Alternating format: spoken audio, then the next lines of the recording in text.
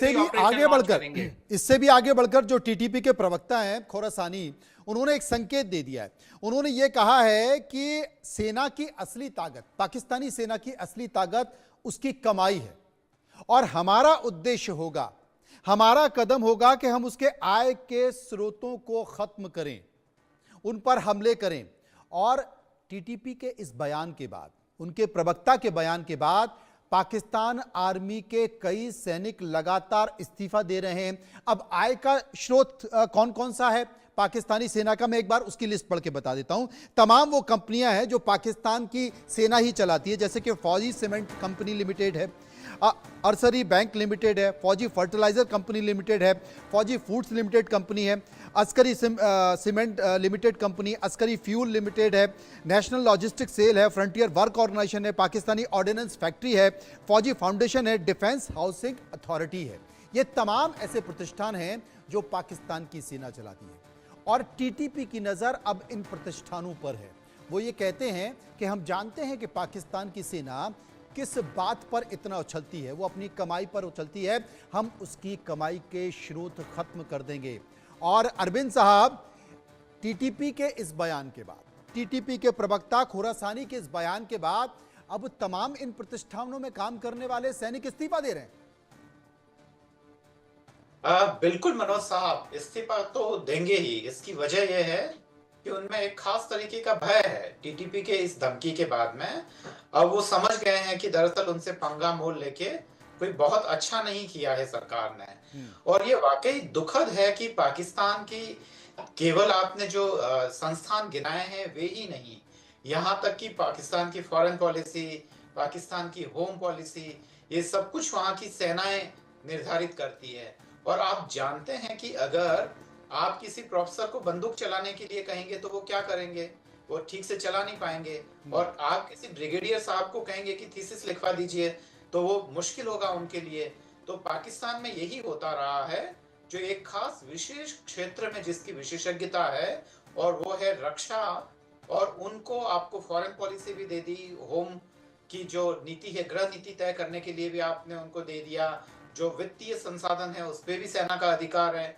तो जो सब कुछ होगा तो उस देश का क्या हाल होगा, वो वही हाल होगा जो पाकिस्तान का अभी हो रहा है। तो बिल्कुल एक एक करके जो टीटीपी की जो धमकी है वह वाकई खोखली नहीं है। पर देखना ये होगा, क्योंकि टीटीपी एक ढीला ढाला संगठन है, उसका नेतृत्व वगैरह एकदम पूरी तरीके से डिफाइन नहीं है, तो वह कार्य रूप में कितनी परिणत हो पाती है, ये अपने आप में एक बड़ी बात है मनोज साहब।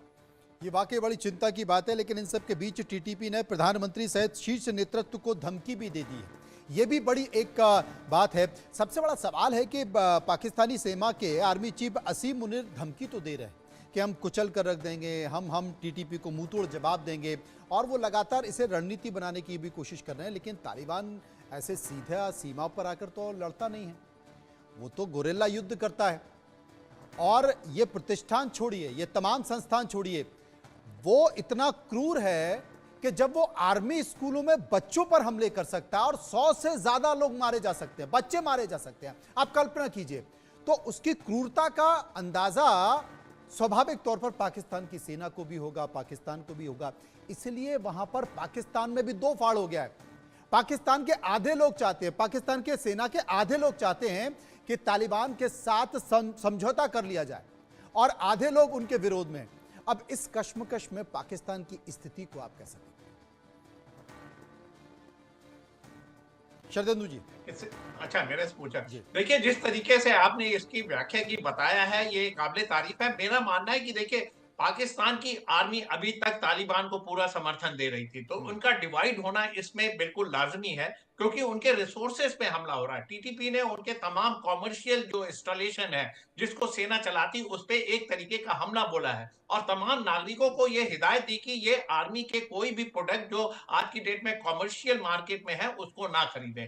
उनका और नागरिकों में इतनी पैठ है कि देखिए, उनकी इस अपील का बहुत बड़ा असर हुआ है। तो जहां तक पाकिस्तान आर्मी का सवाल है, जिस तरीके के वो कमर्शियल इंस्टॉलेशन चला रहे हैं, वो उनके प्रोफेशनलिज्म को दिखाता है। वो एक एडमिनिस्ट्रेटिव रोल में, वो सरकार को चलाने में मदद करते हैं, ना कि प्रोफेशनल आर्मी का जो रोल है। अब वो कैसे तालिबान से लड़ेंगे जब उनके खुद के लड़ाके जो है, जो उनके सैनिक है, उनके साथ मिलजुल रहे थे, उनकी मदद कर रहे थे, उनको हथियार दे रहे थे, उनको ट्रेनिंग दे रहे थे। तो नेचुरली इस तरीके का डिवाइड होना बहुत लाजमी है। और साथ में पाकिस्तान आर्मी ने किस तरीके से तालिबान से लड़ेंगे, टीटीपी से लड़ेंगे, उसकी कोई रूपरेखा नहीं दी। किस तरीके के ऑपरेशन लगाएंगे, क्या इंफॉर्मेशन वॉर चलाएंगे, किस तरीके से आप लॉ एंड ऑर्डर लाएंगे, किस तरीके से आप नागरिकों में अपने फोल्ड में उनको लेके आएंगे। क्योंकि आपको आज की डेट में उनका बेस खत्म करना पड़ेगा, उनकी सप्लाई लाइन खत्म करनी पड़ेगी, उनके छापामार लड़ाकों को खत्म करना पड़ेगा। इसकी कोई रूपरेखा नहीं। इसीलिए मैंने शुरू में बताया कि आसिफ मुनीर साहब का ये पॉलिटिकल स्टेटमेंट है, सरकार के सिंपैथी में बोला गया स्टेटमेंट है। जैसा कि शहबाज शरीफ ने बोला था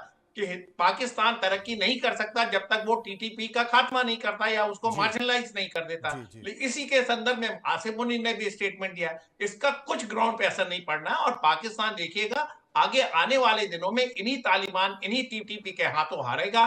तमाम तरीके की उसको क्षति होगी, जान माल का नुकसान होगा, आर्थिक रूप से वो बदहाल है और एक तरीके से बल्कनाइजेशन के दौर पे।